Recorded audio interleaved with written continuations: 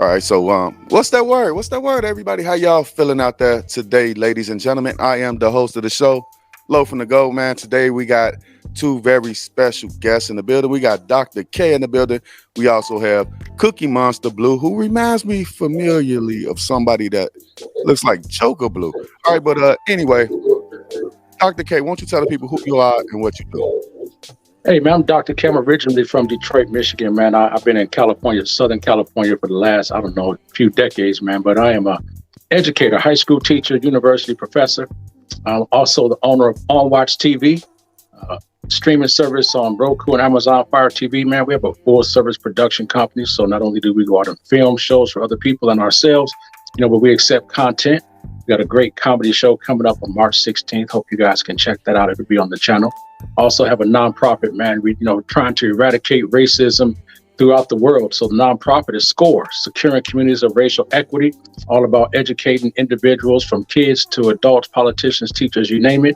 And then I have the podcast, Let's Chew the Gum, podcast where we talk about everything from A to Z while we chew the gum, right? And that's available wherever you download podcasts.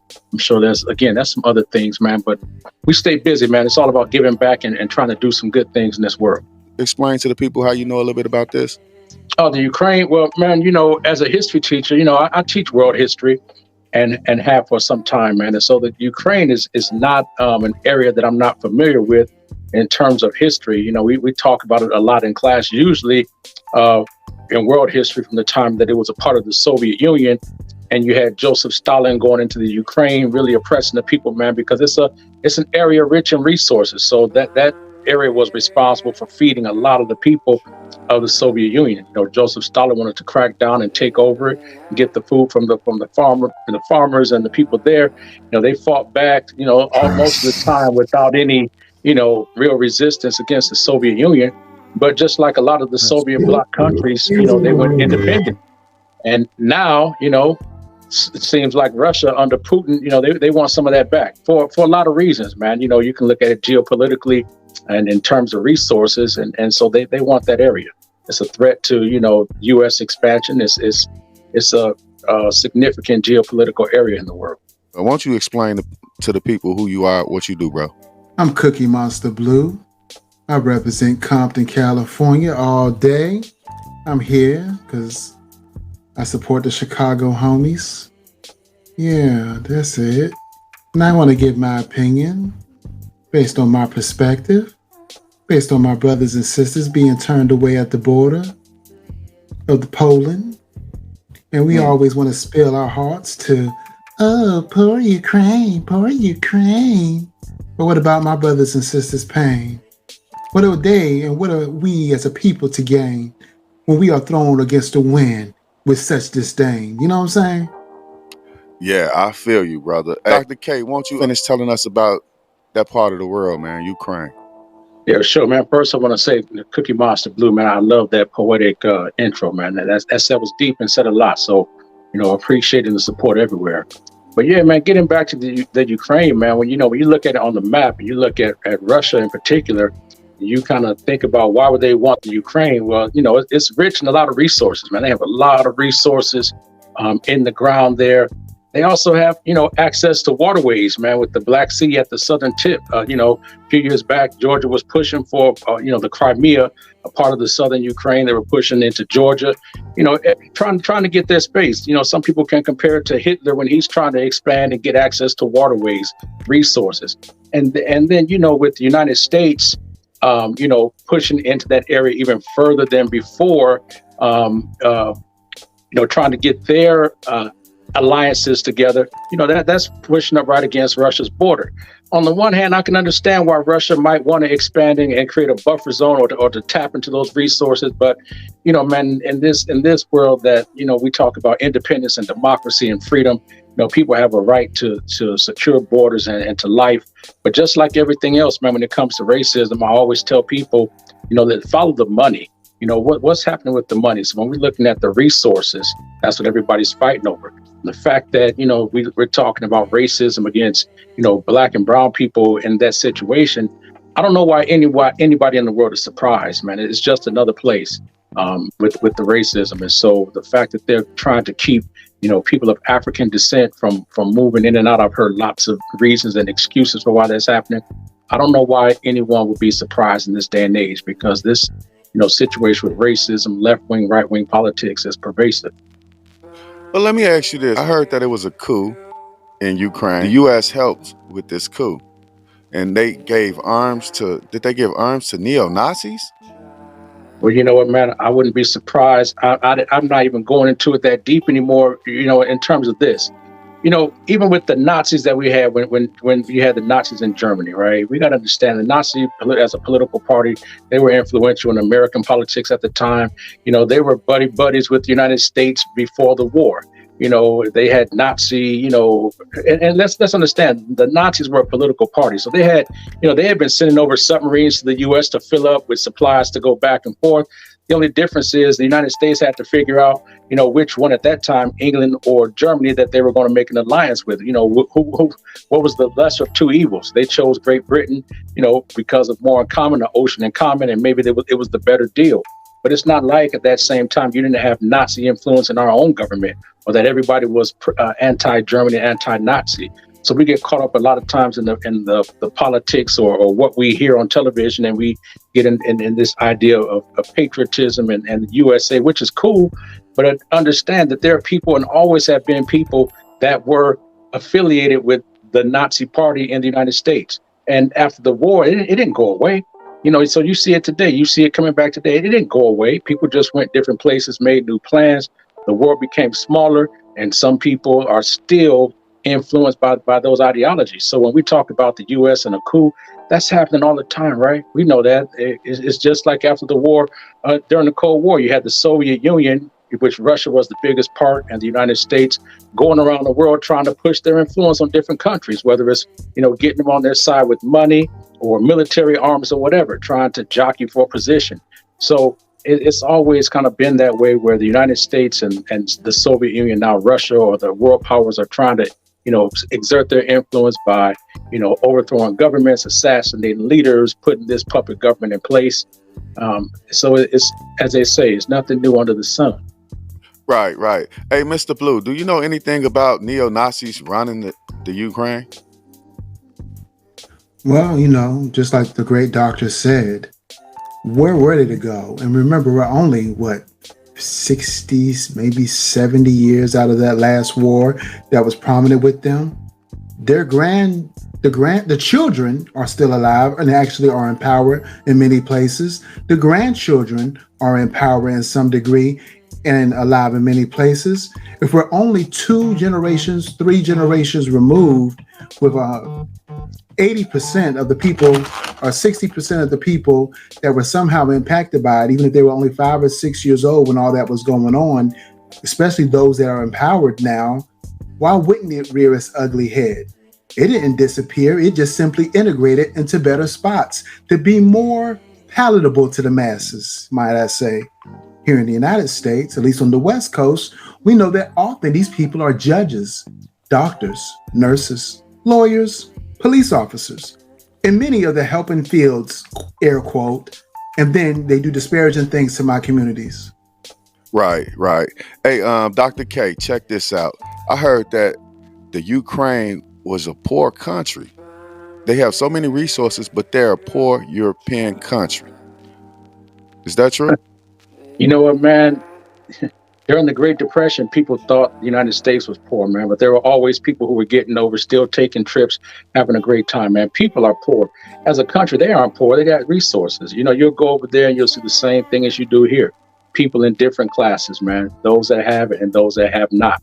So, it's always been a thing to keep particular parts of a country subservient in poverty and away from resources. So poor by whose standards? You know what I mean? By what standards? And you'll hear that African nations are poor, but they have the resources. They're wealthy in terms of resources. And so, what we hear on television and whatnot is usually a lot different than what the reality is. So I always say, that's relative. Poor compared to who? Some people are poor for sure. A lot of people are poor. If you go to certain neighborhoods in the United States and you kept the camera on that neighborhood 24/7, you'd have people around the world saying, man, United States is a very poor country. Look how the people live. So it depends on for us, which zip code are you talking about? Which group of people are we talking about? Well, compared to other European countries, that's what I'm thinking, and maybe even compared to the West, a country as a whole. Individuals can be poor and rich, but as a whole, how are you doing? Because they're getting small arms from other countries. See, the thing is, what I'm getting from the news is the part that Putin is upset about are those people speak Russian. You know what I'm saying? Those people are part of Russia. They speak Russian. They identify as Russian and been getting bombed for the past 8 years by the other folks, that's there. That particular area that is started about, everybody knows about in the red zone over there, that particular area was getting shelled by the government of Ukraine because they want to be part of Russia. Now, NATO is not there, but NATO is itching over that way. And that's what Russia is trying to stop. They're trying to stop the influence of NATO. But they had a treaty. Of course, the United States and its allies broke the treaty. They started doing things within the country to influence the country. What do you think about that, Dr. K? Oh man, you know what? It reminded me of when Hitler wanted to invade Czechoslovakia because the Sudetenland, that area was traditionally German and German-speaking people, and the Austria was in particular German-speaking people. I get that, I understand that. So you got a civil war, so to speak. History repeats itself, and the thing is this, man. In Hitler's case, the people supposedly took a vote. There was a vote. Do you want to join with Germany or stay a part of Czechoslovakia? I don't know how much of a vote was there. I don't know what the people wanted there. But if we're talking about democracy, that's about people power. What do the people want? The governments are going to be governments, man. They're going to want to have their influence. They're going to have power. Like I said, control over resources, access to waterways, control and influence on neighboring countries to have their way for their economic policies. But again, man, follow the money. What's the gain in terms of gas pipelines, natural gas, oil reserves, mineral reserves? What is to gain in those particular areas? So, I often try to take look at governments and the people within countries differently, because governments will make policies, and we talk about racism. There's plenty of people that are not racist. You know what I mean? That are helping people every day. Black, white, brown, Puerto Rican, Asian, any persuasion, that are helping people every day. But then when you look at the news, or if you let the government political regime sort of spin the narrative, that's sort of where we get into trouble a little bit, and we get away from just neighborly human interactions. All right, so Mr. Blue, check this out. The government had been shelling that area for over 8 years. Putin come in to try to help those people out. He's looked like or portrayed as the bad guy in the U.S. What do you think about what we were just speaking about? I'm thinking America, they used to always look in World War II. I remember this specifically, like I was born back then, is that propaganda was the name of the game. Propaganda won the game. Like we would have cartoons and movies and stuff that, painted those particular people in a very interesting light. And they had the same regarding the American people. They had the same regarding the Asian countries, you know what I'm saying? If you really look back and you look into the archives of Disney, you would see a lot of representations of what we would consider definitely racist now, but back then was normalized as they were promoting propaganda for the war efforts. I say all that to say this. Don't believe anything you see in the news media, because it's always going to skew. I bet you very much, and I might be wrong. I'm sure I am. I hope to be. But I bet you in this story, the villain is actually the hero. Hey, Dr. K, man, check this out. It's a controversy in the U.S. about this whole particular situation, and it's because of the media coverage of it. The media is making it seem as if, these are white, blonde-haired, blue-eyed people, and they're running for their lives over there. We got to do something to stop it. But when it's brown people, when it's Afghanistan, when it's Africa, we have nothing to say. You know what I'm saying? Those are not people, but these are, like I got people at my job that's arguing about this. Like, what about the Ukraine? So what? You know what I'm saying? It's another war in that part of the world. You know, like, what do we care about it? Why are you so upset about this particular situation? One thing they have in common is that they're Caucasian. Yeah. Man, it's again, history repeats itself. When we had World War One, the propaganda posters like my man Cookie Monster Blue said, they had like the Belgian woman, blonde hair, blue-eyed woman being, carried off by the brute gorilla Hun from Germany. We got to rescue her. They're like us. And I don't have any problem with people wanting to protect their own, but in the United States, and as we are a very diverse nation, what does that mean for our own? Right? What is it that they want to protect? I mean, I'm understanding that it's resources. I understand, there's something to gain by helping certain people. Some people only find value in helping others if it could benefit them, right? So we look at other countries where there's Black and brown people. What's the benefit if we help those individuals? Because, they'll make it often, and I say they, whoever they are, they'll make it seem as if it's this gallant, great crusade for democracy. But again, follow the money. What do they gain from that? Because if it's about, saving people and whatnot, then we should be as equally, up in arms about, as you said, situations that are happening in Haiti. Look at Haiti, man, the first African republic, very wealthy nation, right? But the fact that they've been cut off economically for centuries, the fact that, they have been indebted to France for centuries of slavery, is still an impoverished nation. But it's a wealthy nation. But what do we see on the news? The turmoil, the corruption and whatnot. Things could easily be different. I'm gonna say it again, man. Follow the money. Follow the money. Mr. Blue, what do you think about the news coverage of this? Like I said, I think it's skewed. I think it's always gonna. I mean, let's look at this administration. This is why I keep my face covered. Biden administration is probably I want to say, everybody said Trump was the worst administration ever. I have no evidence to support that. I want to say this is the worst administration in my livelihood, and I've been alive 67 years. I'm disturbed, and I think that, anytime when your ratings are down, shit like this pops up. Let's look at history, right? So there's a war. We're on the brink of war, and then let's say Biden thwarts the war somehow by cutting off Putin's funds. Ooh, okay. Boom, now he's a hero. Boom, that $35 popularity score is now 72. It's all a game, man. This is a movie, man. It's a fucking movie. Excuse my language, doctor. Don't mind me, man. I got my own words. But the way that they are portraying them, like we need to rush in and help. And they're, like I said, Afghanistan, they don't care about them. Hey, zoom out. I didn't mean to cut you off, bro, but I just got excited. Go ahead. We rep Chicago. They don't care about us in Chicago. They don't care about us in LA. They don't care about us in Miami. They don't care about us in the boroughs of New York. They don't care about us in the projects of DC. We can't even take care of what we need to take care of in America. But we send billions of dollars to the I ain't gonna say it because that's anti-Semitic. We'll get kicked off again. We send billions of dollars to people for a war that we supposedly didn't have anything to do with, but we was helping them. Why are we funding people who had the fallout of World War II?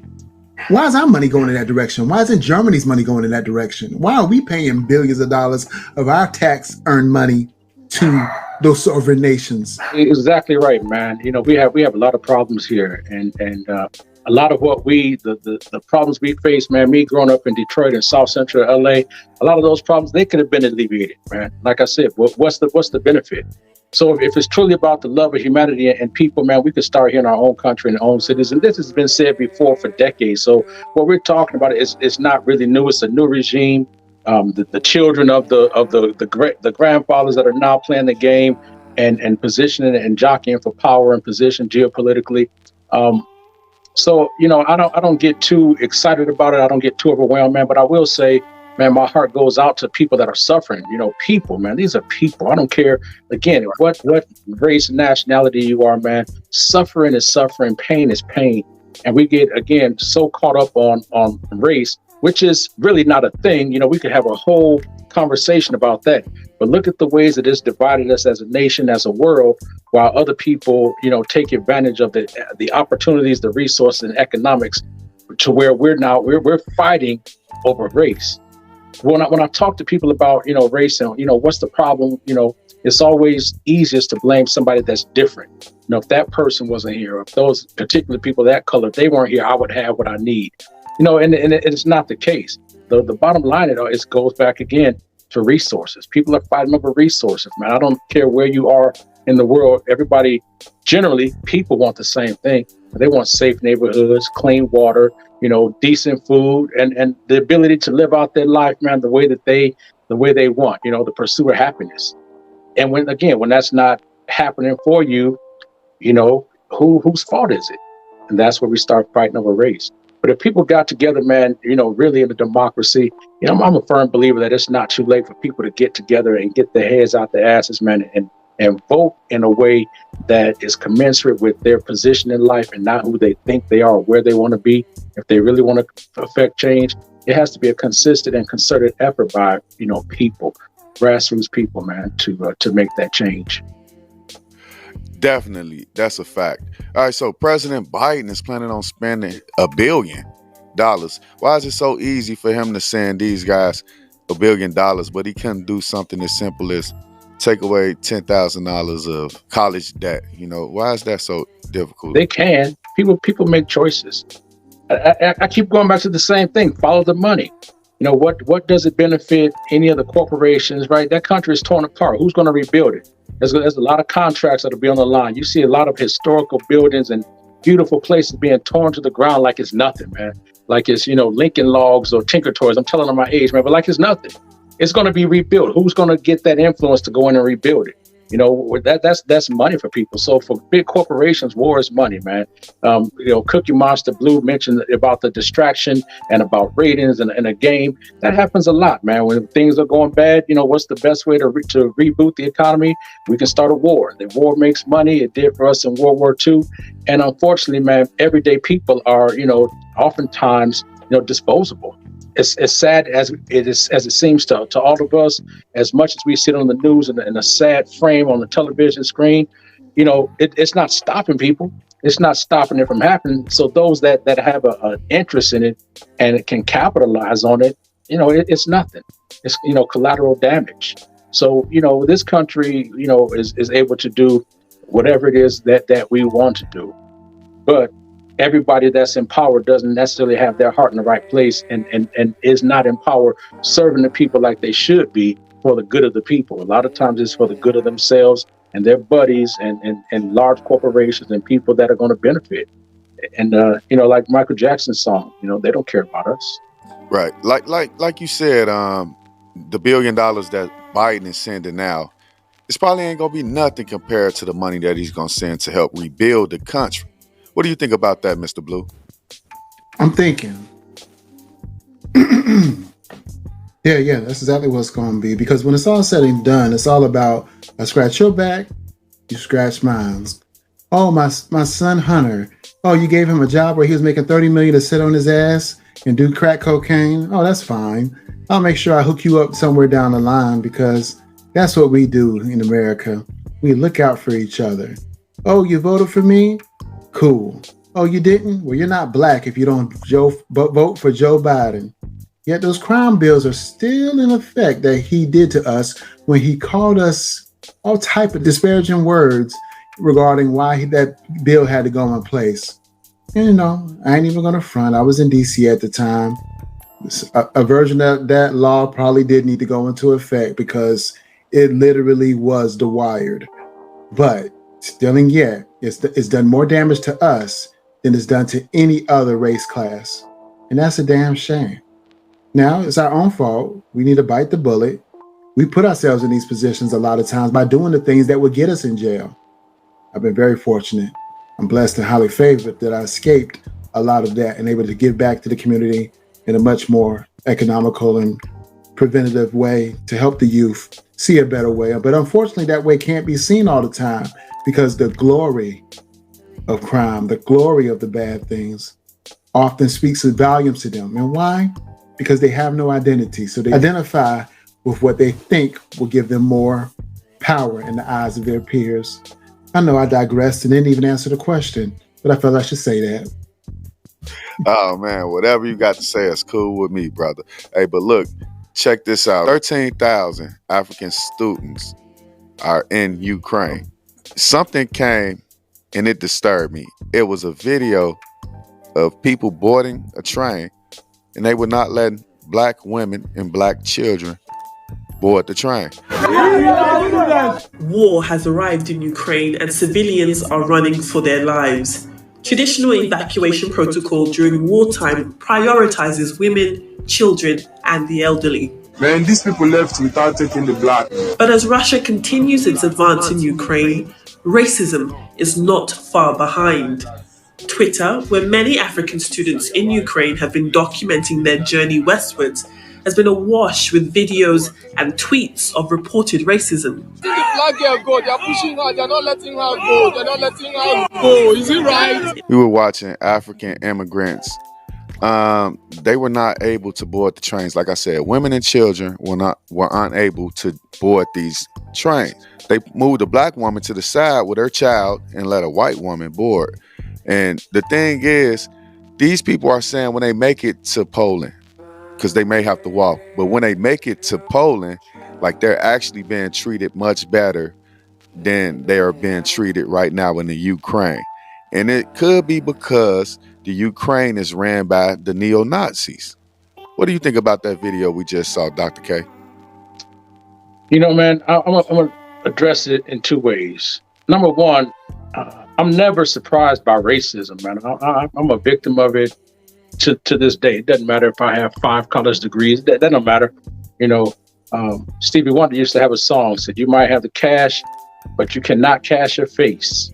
Cash in your face. We don't want your kind living here." I'm never surprised by things like that.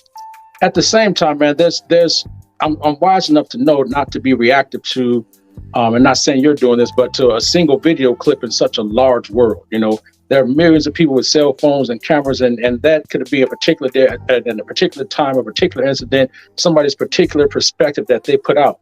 So I can't, have knee-jerk reactions to everything. Otherwise, my knees are jerking all the time. But what I can say is I've seen other videos and heard others where, let me put it this way. Whose train was that? Was that a public train, right? If that's my private train, I put on there whoever I want to put on my train. If that train wasn't for you, you're not getting on my train. You might want a lollipop. That don't mean you get to have one, right? So is that a private train that was reserved for just a certain group of Ukrainians that had a certain type of paper or a certain type of credential? And we say, hey, on this day, everybody that's in my group, you're going to get on this train. That could be the case. I can't be mad at that and hate, because, and I could look and say, oh, I'm black and there's no one else black. That could be. I'm not giving anybody a pass to suggest that that's not what it is, because I understand racism. Again, I've lived it and seen it. I've heard that it was difficult. I heard other stories where it was difficult in the Ukraine to cross the border. They weren't letting people leave, right? Leaving them behind, but it was equally difficult to get into Poland. So I've heard that story, that there was racism on both sides. So, without me having more information on it, I've seen several reports. I'm sure there's some racism going on. I don't doubt that. I don't have enough information based upon a few clips to make a full determination. Because again, if I come around with my truck or my boat and say, hey, I'm going to get all my family, my Detroit family, I'm going to here this way this time, I'm sure there's going to be a lot of people that want to get out of that place. But my boat wasn't for you. Do I have a right to make a choice of who I want on my boat? But again, if that's a public situation with public dollars that everybody's paying taxes for, that's when racism is a situation. When it's a publicly, everybody put into this, then we should all have equal access. If it's private, do what you want. More power to you. You brought up some very interesting points. I'm not sure about that being a public or private train, but it looks like a metro train. You know, look like, if you got a private train, it probably look a little bit different than the average train that's on the road, or on the Sure, sure. tracks or whatever. What do you think about that video, Cookie Monster Blue? I say, how you say? I mean, I think that I never even thought about that, doctor. Based on, that's a good point. Like, what if it was just a sanctioned train for a particular population? I can't even be mad at that. But what I can be mad about, I can be mad at me when I say this, but I'm always going to keep it 100 because I get to hide behind this mask. What the fuck are we doing in fucking Ukraine anyway, getting an education? Why can't we get education in our own sovereign nations? Nigeria has excellent schools. Egypt has excellent schools. Sierra Leone has excellent schools. What is in Ukraine that makes you want to get your education in Ukraine? I think the problem with integration is that we'll never be accepted to integrate. So why don't we do better as a separate? Do you know the biggest fallacy that happened to us here in America?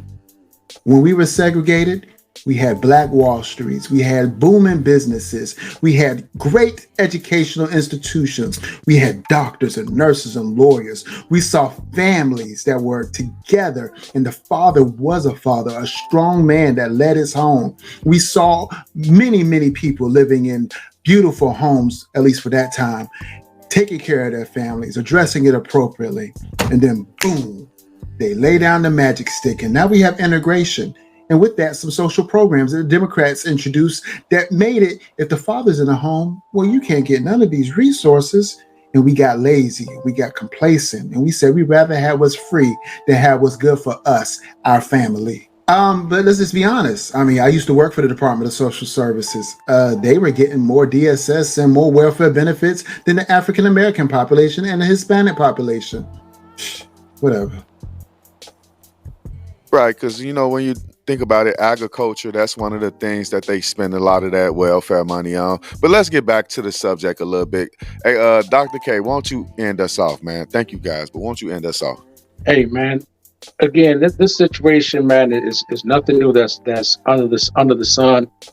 I just think, again, I think Cookie Monster Blue brought up some great points, man. We have to look at things through different perspectives. We have to be analytical, historically and contemporarily, and look at what's best for you in that situation, right? A lot of what's happening, man, is a result of people not being involved. When you're not involved in the politics and the governments in your community and your country, decisions are going to be made. It's a factor of, we can always sit back and again have reactions to what's happening and what should happen. But I'm always asking people, did you vote?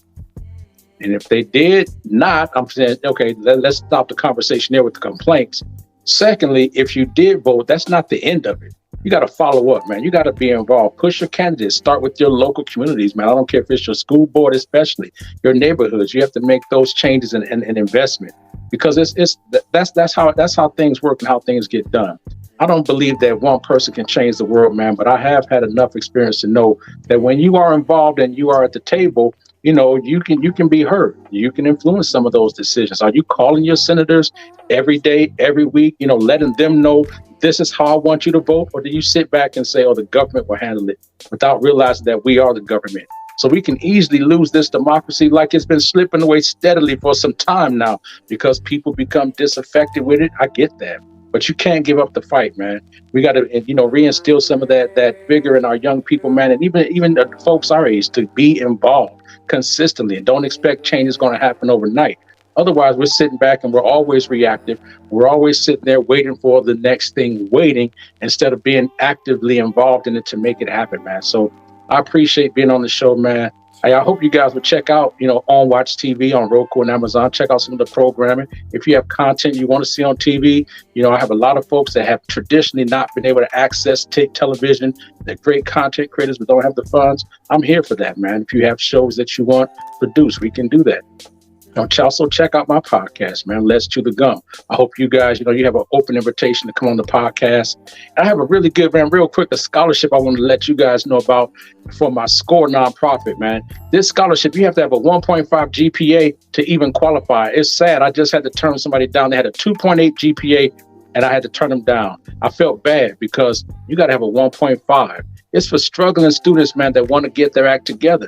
If you're a struggling student, you want to try make a change and show what you really can do. I don't care if you've been homeless like I was in high school, or whatever it may be. If you want to get it together, I got a scholarship for you, man. I would love to offer that to folks across the country, around the world, even, man. So, check me out at score 501c3.net for more information, man. Or you can always email me and I'll put out one email address, onwatchtv@gmail.com. I got a million of them, man. But thank you for having me on. I look forward to coming back. I want to thank you for joining the show. I was very enlightened by what you had to say. Cookie Monster Blue, why don't you tell the people where they can find you at, sir? At any cookie store. InsomniaCookies.com. Make sure you get your cookies at InsomniaCookies.com. The best cookies on the planet. And we deliver up to 3 a.m. That's InsomniaCookies.com. We're up when you're up, and we deliver to you. Mm-hmm. All right, man. I just want to say I really appreciate you guys for joining the show and talking about this, especially this important issue right here that's going on. Is it racism going on? I'm not sure the extent of it. I'm pretty sure it is, but I'm not sure the extent of it. I'm not sure if, it's just like shit. Yeah, we're going to get our people on these trains and get them up out of here. Y'all got to make it there. How y'all make it there? We ain't going to stop y'all. You know what I'm saying? We ain't going to rob y'all, take y'all stuff. You know what I'm saying? But y'all make it there. How y'all make it there? They probably ain't looking for y'all anyway. But the Russians, I seen a video of a tank run over a car. What do you think they're going to do to Africans? You know what I'm saying? Come on, man. Oh, man, there was an elderly man in that car as well. But like I said, I want to thank you guys. We'll be back next time with more news and commentary. Members Only Podcast. That's members with a Z, M.O.P. Peace.